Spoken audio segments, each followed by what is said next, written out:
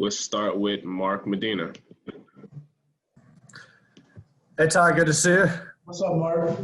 Yeah, not too much. Hope you're hanging in there. The fact that you guys have already gone through the experience of what it's like to play games without fans, in what ways will that make it an easier adjustment this upcoming season? And I guess what other adjustments do you think might still be in store because now it's playing without fans in NBA arenas?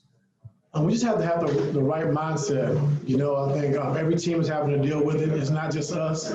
So, the biggest thing and the biggest work for us this season is being able to adapt. We have to adapt and be able to play in our surroundings. We know we're going through tough times right now. That's no excuse. Everyone's going through it. So the key word for this year for us is adapt. Okay, we're going to move over to Andrew from the LA Times.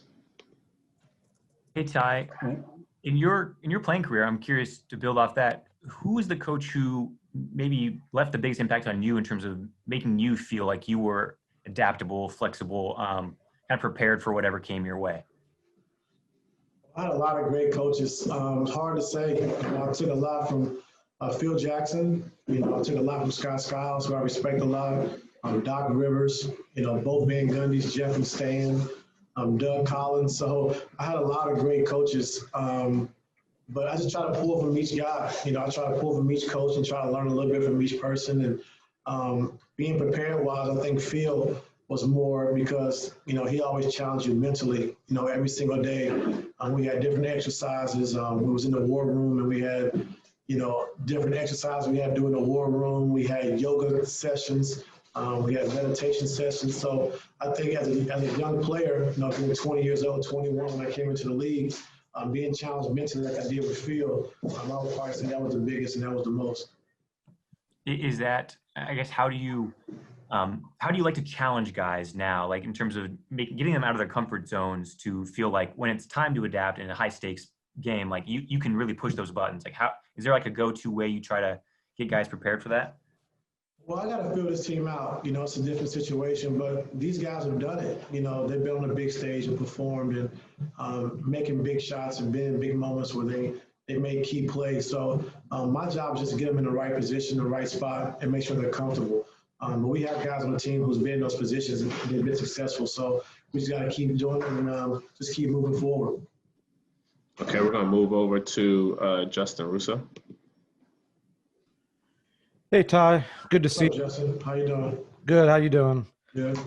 Now that you've had a bit more time to assess the roster and the pieces in front of you, I was wondering what you see on the offensive side of the ball, whether that's more weak side action, more Iverson cuts, more ball movement in general, that could unlock the team's full potential on that end.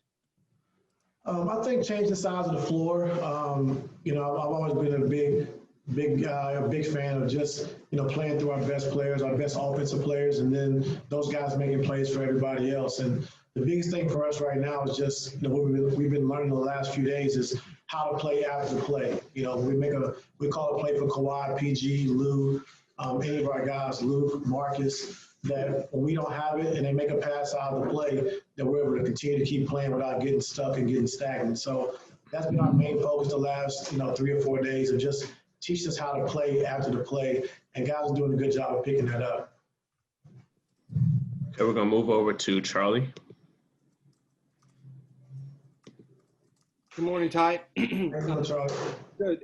So you mentioned that the key word for this year is adapt. How can you, in this crazy off season, prepare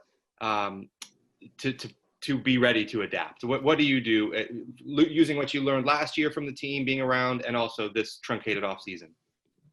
Well, we've already had a taste of it, being in the bubble last season. So guys got a feel for what it's going to be like and, how it is. The biggest difference is, traveling and not being able to go outside the hotel. So there's going to be a lot of time for, team bonding, a lot of time for guys to be around each other, get to know each other. So, it can be good for us, so we've already seen it. We know what to expect. And now we just got to, do what we have to do to take advantage of it. We're going to move over to Miriam. I'm just going to jump on the adaptability part too. So as a coach, how important is it on your end and your staff to be adaptable also, sort of to your players? Yeah, everyone has to adapt. You know, it's not just the players, it's the coaches, it's the front office guys because they're used to going to all the games and, you know, be able to be at the game. So we all have to adapt. You know, it is what it is, and there's no excuses. And, you know, whatever the NBA puts in front of us, we have to be ready for that challenge. And as far as you guys being in hotels and not, you know, having the freedom to move around, does that put an onus on you to keep these guys entertained and focused? And No, not to keep them entertained, but just, you know, having different ways of those guys having access to each other and be able to, you know, play their video games and get together and do whatever they want to do. So we've been working on that for the last couple of days with, you know, with Lawrence and just trying to see the best, you know, possible options to get those things done for the players. And that's the most important. Okay, we have time for a few more questions. We're going to move over to Hey, Ty, just like you had said, PG and Kawhi said it would be huge for them this year to be able to go through training camp healthy. I'm wondering, have they gone through everything you've asked of the whole team, every drill and everything so far, and how have they looked so far? Every single thing. They haven't missed one drill, one activity. They look great, you know, just doing things at game speed. I'm doing it with pace, and they've been phenomenal. So they're just excited to be here, excited for the new challenge, as well as I am and our coaching staff as well. Okay, last question. We're going to go to Thomas. Hey, Coach. How you doing, Thomas? How you doing? I just wanted to get your thoughts on Pat Bev and kind of how you'll use him this year. I know last year point guard depth was a topic of conversation, and I know he was in and out of the lineup. I just wanted to get your thoughts on how you were, you know, on how you plan on using Pat this year. Using Pat the same way, you know, we've always used him. I think his energy is infectious.